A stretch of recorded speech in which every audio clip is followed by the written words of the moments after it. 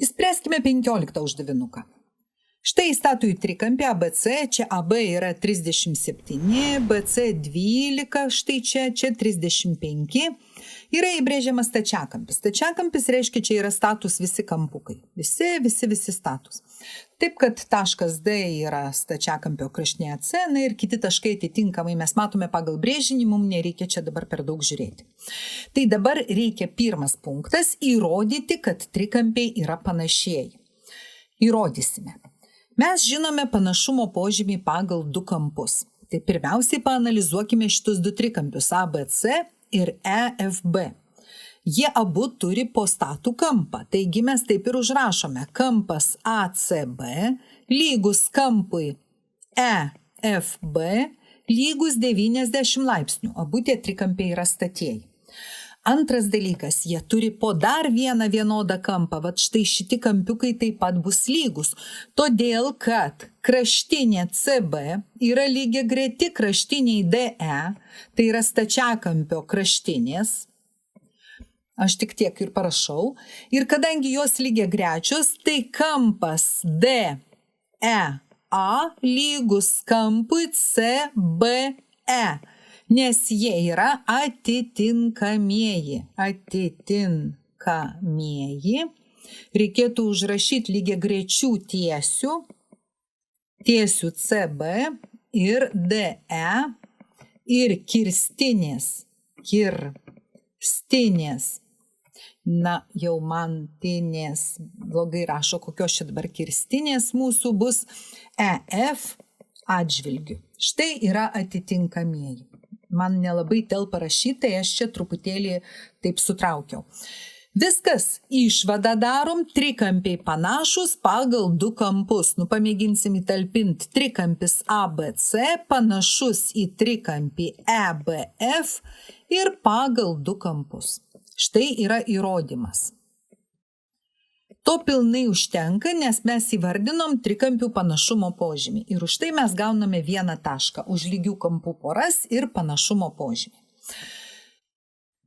Antroji dalis. Reikia pažymėti BF x-iuku, va čia va x-iuku, ir parodyti, kad stačiakampio plotą mes galime rasti pagal tokią formulę. Jeigu čia x-iukas, tai čia yra 12 minus x, nes visa kraštinė yra lygi 12. Aš dabar rašysiu viršui, nes man tą langelį tai tikrai niekas netilps. Taigi aš užsirašau, kad CF yra 12 minus x. Va čia va, 12 minus x.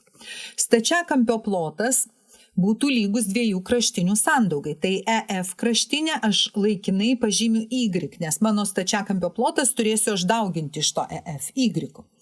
Dabar kaip man surasti tą y?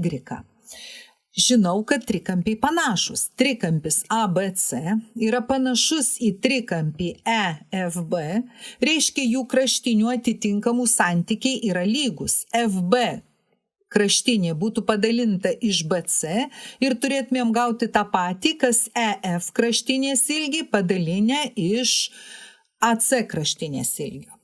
Taigi, dabar FB mano kraštinės ilgis x, BC yra 12, EF aš laikinai pažymėjau y ir tada mano kraštinė AC yra 35. Iš čia aš galiu išreikšti y. Tai 35 kart x padauginta iš x ir padalinta iš 12.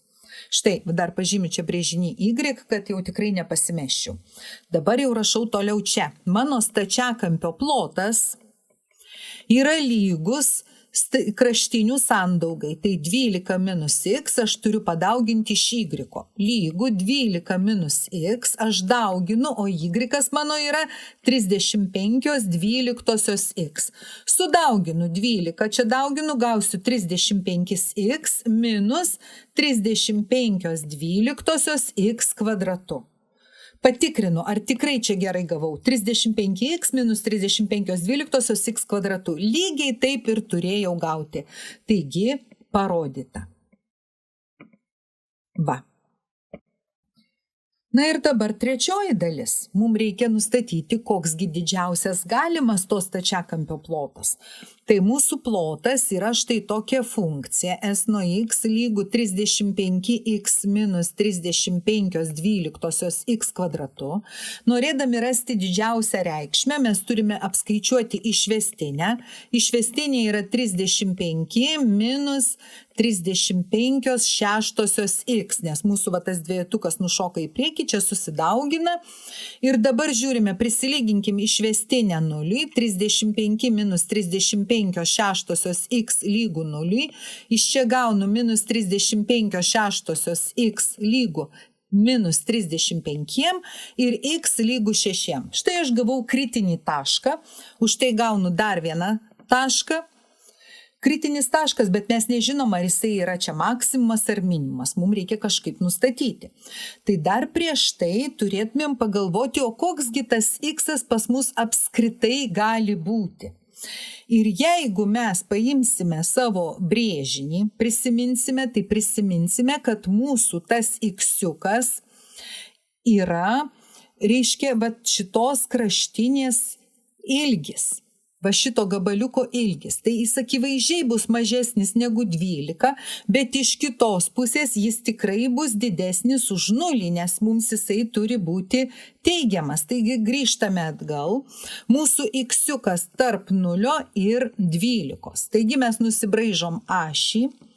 Atidedam 0, atidedam 12, atidedam savo kritinį tašką 6 ir tada pažiūrėsim, kokiegi mūsų išvestinė ir kokiegi mūsų funkcija šituose dviejuose intervaluose.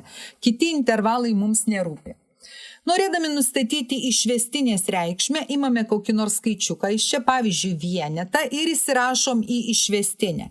Įsirašę mes aiškiai pamatysime, kad čia yra 35, atimti 35/6 bus daugiau už 0, tada paimsim kažkokį kitą skaičiuką jau iš šito intervalo, pavyzdžiui 10 arba kažkiek tai dar kitaip ir pamatysim, kad jeigu aš čia įstatau 10, čia gaunu neigiamą skaičių, čia įrašius 10. Taigi, čia mano skaičius teigiamas, čia neigiamas, čia funkcija didėja, čia mažėja. X lygu 6 yra maksimumo taškas. Taigi, mūsų plotas bus didžiausias stačiakampio, kai x-iukas lygu 6. Beliko nustatyti, koksgi jis didžiausias. Turime 6 įsirašyti į pačią funkciją. Štai čia vietoj x-iuko įsirašyti 6. Tai bus 35 kart 6 minus 35/12 kart 6 kvadratu. Apskaičiavę gausime 105. Na ir užrašysime atsakymą. Atsakymas mūsų maksimalus tas plotas, S maksimalus, yra lygu 105. Pas mus matavimo vienetų nebuvo, taigi tiesiog 105. Kaip taškai dar skirstomi? Tai pirmasis taškas už kritinį tašką, antrasis taškas bus už tai, kad teisingai nustatėm, kad šitas taškas yra būtent maksimumo taškas. Na, o trečiasis taškas už tai, kad apskaičiavome didžiausią galimą plotą. Tai kai visus taškiukus surinkom, uždavinys išspręstas.